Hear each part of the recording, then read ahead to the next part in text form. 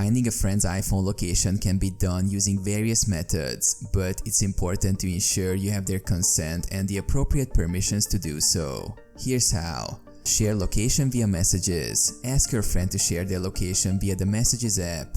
They can do this by opening your chat, tapping the contact icon at the top and selecting Share My Location. Choose how long they want to share it. Find My Friends app. If your friend uses an older iOS version, you can use the Find My Friends app. Open the app, add your friend, and they can choose to share their location temporarily or indefinitely. Find My app. In iOS 14 and later, Apple has integrated location sharing into the Find My app.